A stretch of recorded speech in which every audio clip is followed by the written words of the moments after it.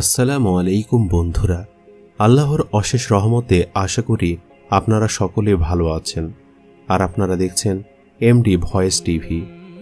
একদিন মহান আল্লাহ তাআলা ফেরেশতাদের মজলিসে ঘোষণা দিলেন, আমি পৃথিবীতে আমার খলিফা বা প্রতিনিধি তৈরি করতে যাচ্ছি, এ বিষয়ে তোমাদের মতামত কি? তখন ফেরেশতারা বলল, আপনি আবার কেন আর এক জাতীয় প্রাণী সৃষ্টি করতে চান যারা পৃথিবী থেকে ঝগড়া ফ্যাসাদ ও খুন খারাপিতে লিপ্ত হবে? তার চেয়ে আমরাই তো আপনার গুণকীর্তন ও পবিত্রতা বর্ণনায় দিনরাত ব্যস্ত থাকি, এটি কি উত্তম নয়? আল্লাহ তাআলা তদুত্তরে বললেন, আমি যা জানি তোমরা তা জানো না। এরপরে আল্লাহ তাআলা হযরত জিবরাইল আলাইহিস সালামকে পৃথিবী থেকে এক মুষ্টি মাটি আনার জন্য হুকুম দিলেন। আল্লাহর হুকুম মোতাবেক হযরত জিবরাইল আলাইহিস সালাম পৃথিবীতে এসে যখন মাটি তুললেন, তখন মাটি চিৎকার দিয়ে জিজ্ঞেস করল, হে জিবরাইল আলাইহিস সালাম, তুমি আমাকে কোথায় নিয়ে যাচ্ছ? তখন জিবরাইল আলাইহিস সালাম বললেন, তোমাকে আল্লাহ তাআলার আদেশে বেহেশতে নিয়ে যাচ্ছি, সেখানে তোমার দ্বারা আল্লাহ তাআলা এক নতুন মাখলুক সৃষ্টি করবেন। তখন মাটি বলল, তুমি আমাকে নিও না, আমাকে রেখে দাও, কারণ যে জাতি আল্লাহ সৃষ্টি করবেন তারা আবার নাফরমানি করে আল্লাহ তাআলা শাস্তি ভোগ করবে। আমি তাদের শরীরে থাকলে সে আযাব ভোগ করতে পারবো না। অতএব তুমি এ বিষয়ে আল্লাহ তাআলার নিকট আমার পক্ষ থেকে ক্ষমা প্রার্থনা করো। অতঃপর হযরত জিবরাইল আলাইহিস সালাম মাটির কথা শুনে খালি হাতে আল্লাহর দরবারে ফিরে গেলেন এবং আল্লাহর নিকট মাটির আবেদনের কথা বললেন। তখন আল্লাহ তাআলা হযরত মিকাইল আলাইহিস সালামকে পৃথিবীতে প্রেরণ করেন। তিনিও মাটির কাকুতি মিনতির কারণে খালি হাতে আল্লাহর দরবারে ফিরে গেলেন। এভাবে ইসরাফিলও ফিরে গেলেন। সর্বশেষ হযরত আজরাইল আলাইহিস সালামকে পৃথিবীতে প্রেরণ করা হয় এক মুঠো মাটি আনার জন্য। তখন মাটি বলল, তুমি আমাকে নিও না, আমাকে রেখে দাও, কারণ যে জাতি আল্লাহ সৃষ্টি করবেন তারা আল্লাহর নাফরমানি করে আল্লাহ তাআলার শাস্তি ভোগ করবে। আমি তাদের শরীরে থাকলে সে আযাব আমাকেও ভোগ করতে হবে। অতএব তুমি এ বিষয়ে আল্লাহ তাআলার নিকট আমার পক্ষ থেকে ক্ষমা প্রার্থনা করো। তখন আজরাইল আলাইহিস সালাম মাটির কথা শুনে বললেন, আমি তোমার কথায় ফেরত যাব না, আল্লাহর আদেশ অবশ্যই পালন করব। তাই তিনি মাটি নিয়ে আল্লাহর দরবারে হাজির হলেন।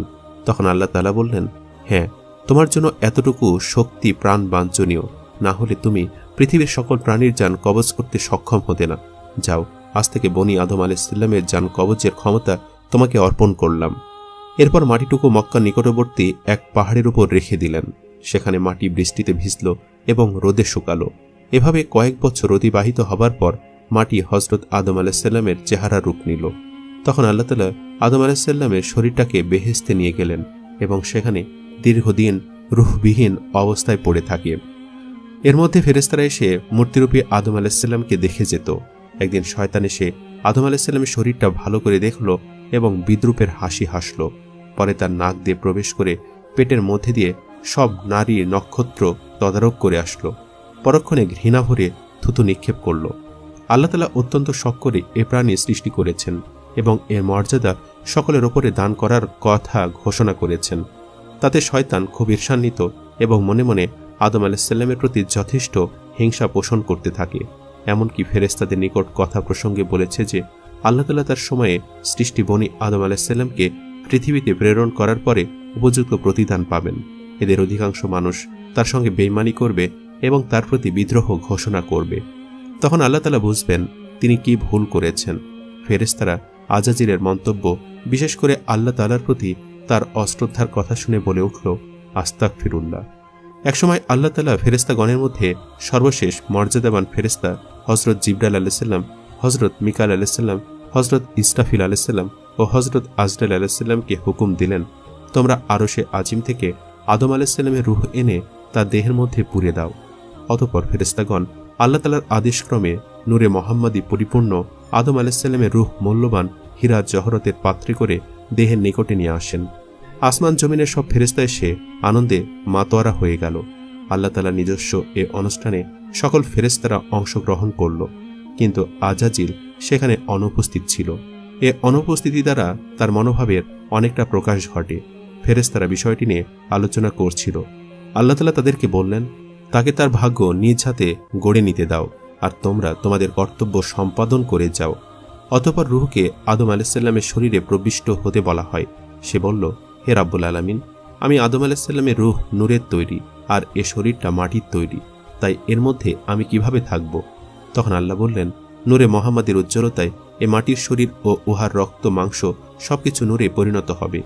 এরপর আদম আলাইহিসসালামের মাথার ওপর রেখে দেওয়া হলো। তখন তার মস্তিষ্ক ও জ্ঞান বুদ্ধির বিকাশ ঘটল। অতঃপর আল্লাহ তাআলা জিব্রাইলকে বললেন, তার শরীরের সব কার্যক্রমগুলোকে বিন্যাস করে দাও। তখন জিব্রাইল আলাইহিসসালাম তার শিরা, উপশিরা, হৃৎপিণ্ড, ফুসফুস ও ধমনীর কার্যগুলো এক এক করে পরিচালনা করে দিলেন। হযরত আদম আলাইহিসসালাম তার শরীরের সব ক্রিয়া সঞ্চালিত ও অঙ্গের কার্যকারিতা পরিপূর্ণভাবে লাভ করতে পেরে সম্মুখে হাঁটার চেষ্টা করলেন। ফেরেশতারা তাকে বাধা দিলেন। তারা বললেন, তোমার শরীর এখন পর্যন্ত নরম, অতএব ক্ষণিক বিশ্রাম করো। শরীরটা ঠিক হলে যেখানে ইচ্ছা গমন করতে পারবে। কিছুক্ষণ পর হযরত আদম আলাইহিসসালাম শরীরের পরিপূর্ণতা লাভ করে প্রথমে একটি হাঁচি দিলেন এবং পাঠ করলেন আলহামদুলিল্লাহ। এটি হযরত আদম আলাইহিসসালামের জীবনের প্রথম বাক্য। আল্লাহ তাআলা এ সময় বললেন, ইয়া রাহমাকুমুল্লাহ। পরবর্তী সময় মুসলমানদের জন্য হাসির পরে আলহামদুলিল্লাহ বলা এবং শ্রোতাদের ইয়া রাহমাকুমুল্লাহ বলা সুন্নাত হিসাবে গণ্য হয়। হযরত আদম আলাইহিসসালামের জীবন লাভ করার অনুষ্ঠানে জমিন আসমানের সকল ফেরেশতারা হর্ষোৎফুল্ল মনে হাজির ছিলেন। আজাজিলকে সেখানে ডাকা হলো।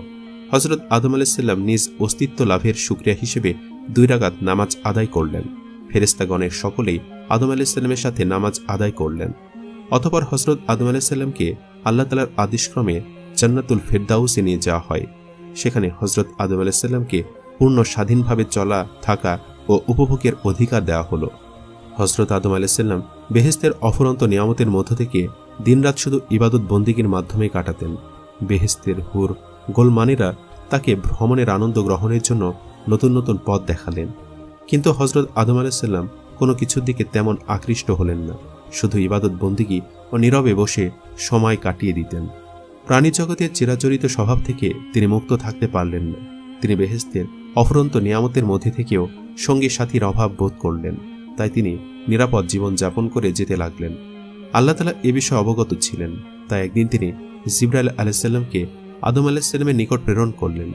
জিবরাইল আলাইহিসসালাম আদম আলাইহিসসালামের কাছে গিয়ে জিজ্ঞেস করলেন, ভাই আদম, বেহেশতে আপনার কি রকম লাগছে?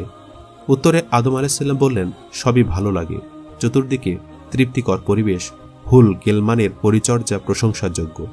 তবুও প্রাণে যেন কিসের এক অভাব অনুভব করছি, যা আমি আপনাকে বুঝিয়ে বলতে পারবো না।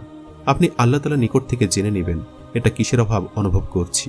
তখন জিবরাইল আলাইহিসসালাম বললেন, হ্যাঁ, আমি আপনার এই অভাবের খবর জানি।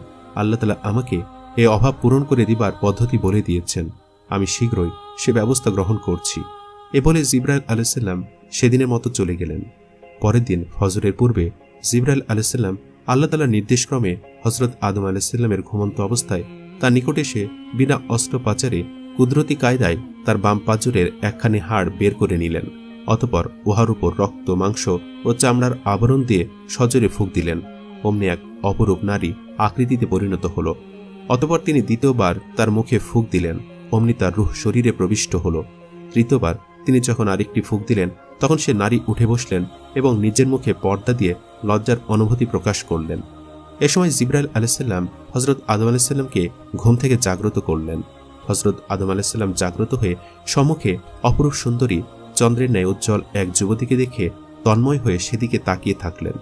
তখন হযরত জিবরাইল আলাইহিসসালাম বললেন, ইনি হলেন আপনার জীবন সঙ্গিনী বিবি হাওয়া। হযরত আদম আলাইহিসসালাম তার জীবন সঙ্গিনীর সুসংবাদ শুনে অত্যন্ত আনন্দিত হলেন। তার প্রাণের যে অতৃপ্তি ছিল তা যেন নিমিষে দূরীভূত হল। হৃদয়ের মাঝে অপরন্ত প্রেমের বানটিকে উন্নত তরঙ্গের ন্যায় চতুর্দিকে আশ্রে পড়তে লাগল। কি যে তৃপ্তি, কি যে আনন্দ, কি যে মায়া তখন তার অন্তরে বিরাজ করছিল, তার বর্ণনা দেওয়া কারো পক্ষে কোনোদিন সম্ভব নয়। কথিত আছে, পৃথিবীতে আল্লাহ তাআলা কয়েকজন নারীকে অপরূপ সৌন্দর্য দান করেছিলেন। তাদের মধ্যে বিবি হাওয়ার সৌন্দর্য ছিল অন্যতম। হযরত আদম আলাইহিসসালাম দীর্ঘ সময় বিবি হাওয়ার পানে তাকিয়ে থেকে তার নিকটবর্তী হওয়ার উদ্দেশ্যে সম্মুখে অগ্রসর হলেন। তখন জিবরাইল আলাইহিসসালাম বাধা দিয়ে বললেন, তাকে বিবাহ বন্ধনে আবদ্ধ করার পূর্বে তার নিকটবর্তী হওয়া আপনার জন্য জায়েজ নেই। অতএব প্রথমে আল্লাহর দরবারে বিবাহের জন্য আবেদন করুন। অতঃপর হযরত আদম আলাইহিসসালাম জিবরাইলের শেখানো পদ্ধতিতে হাওয়াকে বিবাহ করার জন্য আল্লাহর দরবারে আরজ করলেন।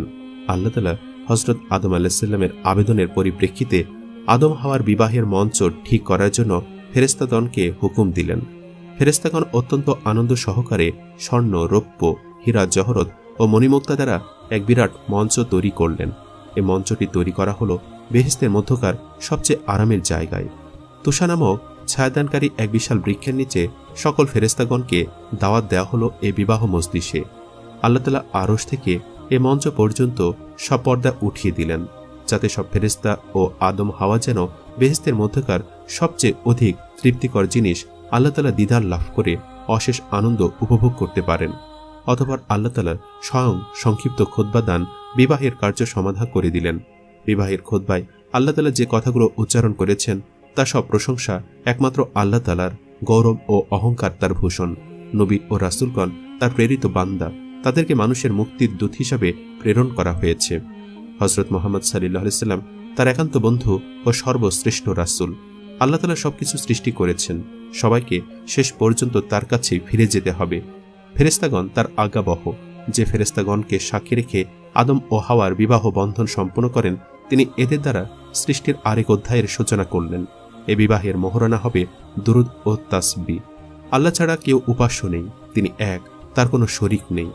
অতঃপর আদম আলাইহিস সালামকে বলা হলো, হে আদম, তুমি ও তোমার বিবি বেহেশতে পরম আনন্দে বসবাস করো, সেখানের ফলমূল ভক্ষণ করো, কিন্তু নির্দিষ্ট ওই গাছটির কাছে যেও না।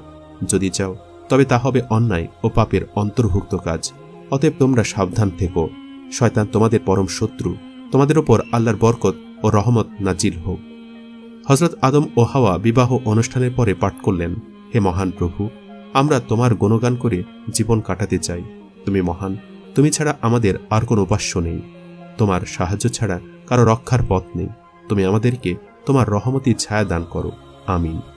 বিবাহের পরে হযরত আদম আলাইহিস সালাম বিবি হাওয়াকে স্পর্শ করার জন্য যখন অগ্রসর হলেন, তখন তাকে বাধা দেওয়া হলো এবং বলা হলো, প্রথমে বিবির মোহরানা আদায় করো এবং তারপরে তাকে স্পর্শ করো। তখন হযরত আদম আলাইহিস সালাম বললেন, হে খোদা, আমি কি দিয়ে এ মোহরানা আদায় করব? তখন তাকে বলে দেওয়া হলো, তুমি শেষ নবী মুহাম্মদ সাল্লাল্লাহু আলাইহি ওয়াসাল্লামের উপর অন্তত 10 বার দরুদ শরীফ পাঠ করো, তাহলে তোমার পক্ষ থেকে মোহরানা আদায় হয়ে যাবে। তখন আদম আলাইহিস সালাম 10 বার দরুদ শরীফ পাঠ করলেন এবং নবী মুহাম্মদ সাল্লাল্লাহু আলাইহি ওয়াসাল্লামের কালেমা পাঠ করে তার দ্বীন গ্রহণ করলেন। মানব জাতির মধ্যে সর্বপ্রথম হযরত আদম আলাইহিস সালাম নবী মুহাম্মদ সাল্লাল্লাহু আলাইহি ওয়াসাল্লামের উপর ঈমান আনেন এবং তার উম্মতের অন্তর্ভুক্ত হন। সূত্র কুরআনের শ্রেষ্ঠ কাহিনী।